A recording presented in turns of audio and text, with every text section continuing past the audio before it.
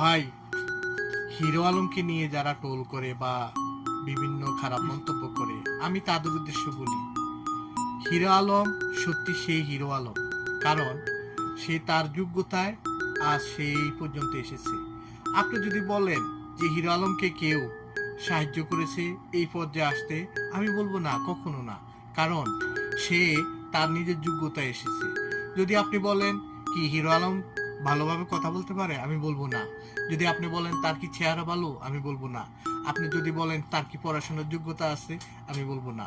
কারণ কোনো যোগ্যতা ছাড়া যদি কোনো মানুষ সে রিয়েল হিরো হতে পারে, তাহলে সে একমাত্র বাংলাদেশি হিরো আলম।